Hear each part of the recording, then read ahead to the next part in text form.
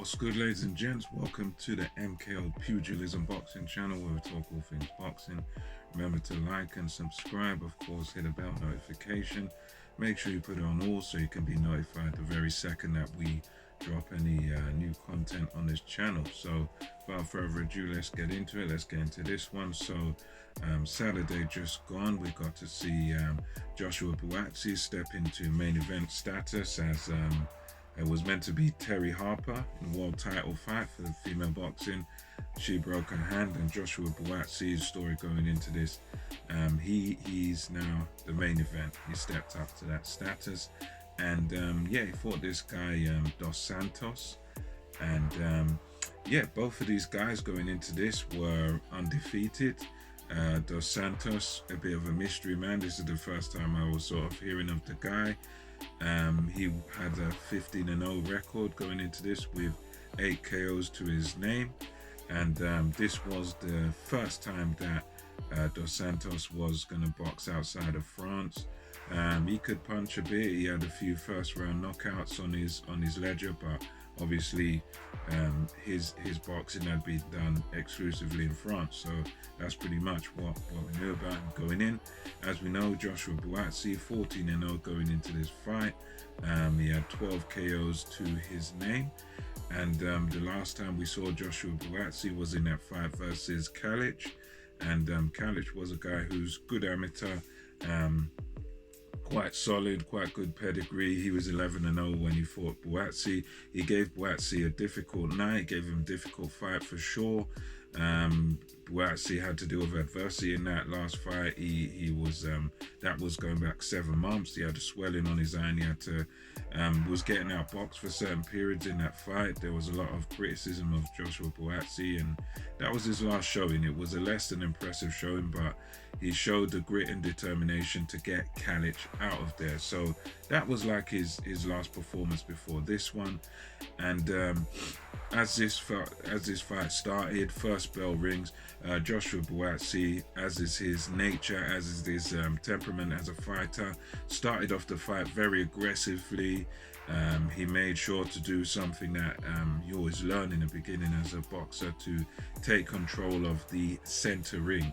And Joshua Buatsi almost immediately jumps out there, starts sort of trying to establish himself on the front foot, holds that center of the ring, and immediately from the center ring he's pushing Dos Santos back. He does get caught a few times with little shots, as what Dos Santos was doing was he was standing quite tall, and he was kind of punching with Buatsi in a way.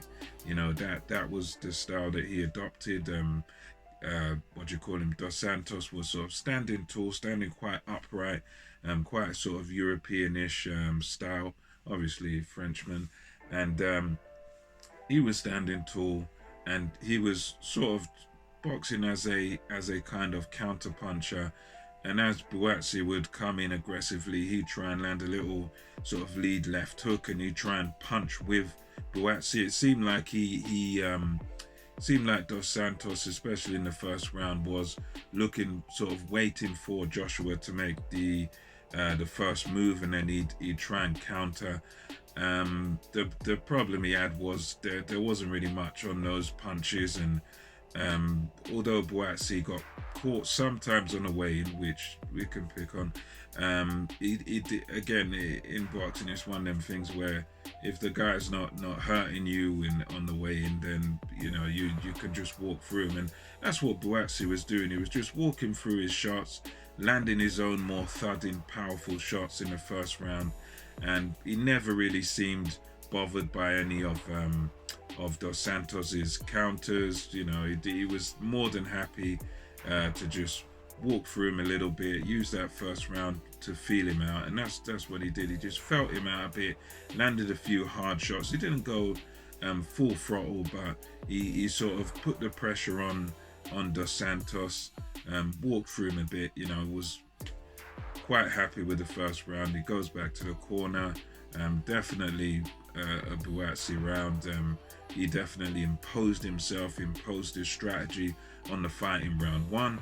And round two starts.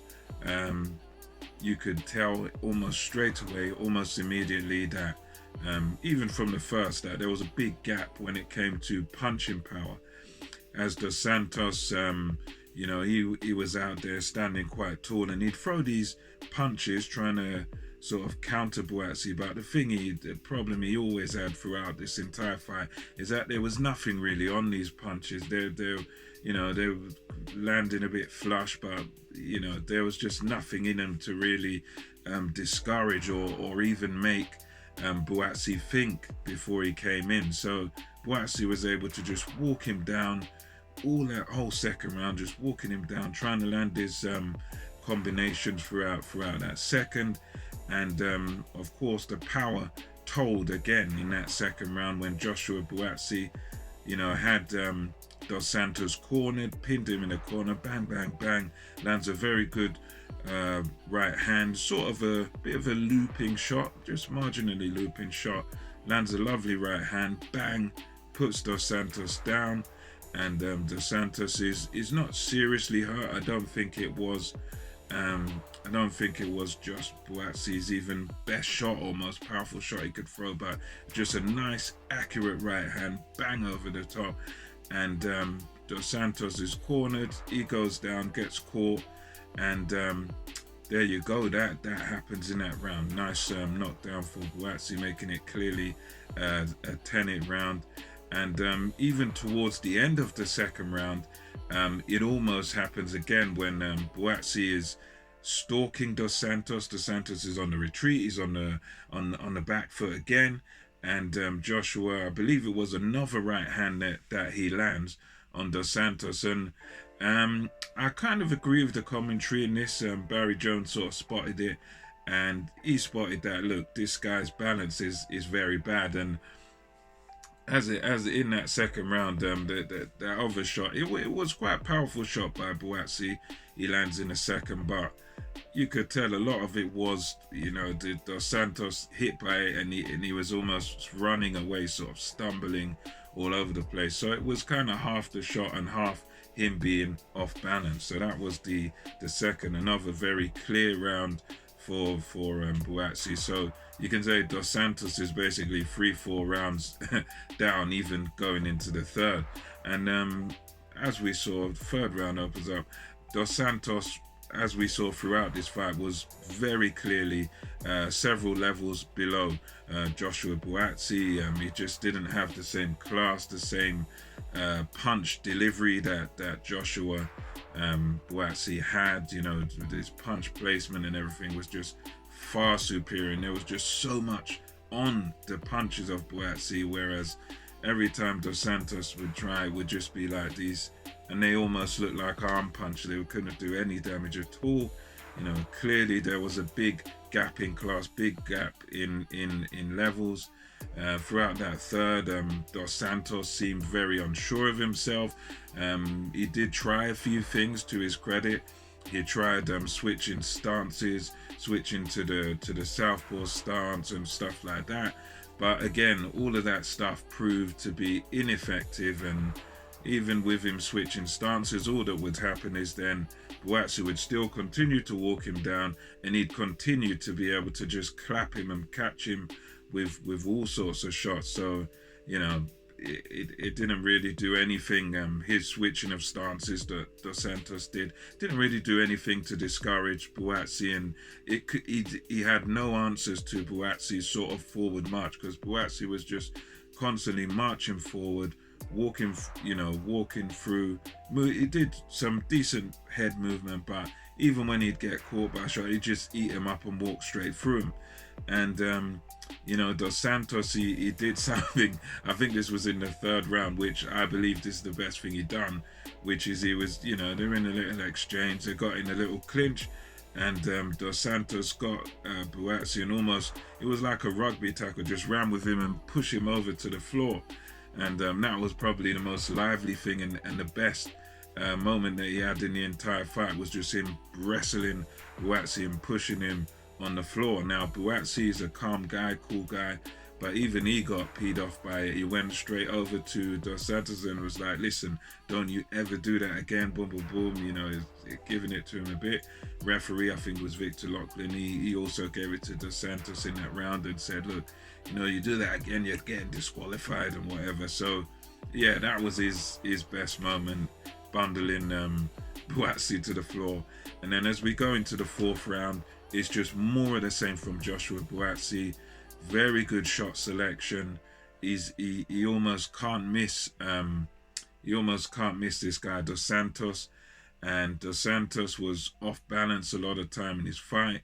As I said before, a lot of the time he was unsure of himself, and again Joshua was able to Buatsi was able to send him reeling again with another shot, and the fight is just following this pattern of Buatsi being completely dominant and Dos Santos having no answers to what Buatsi brings.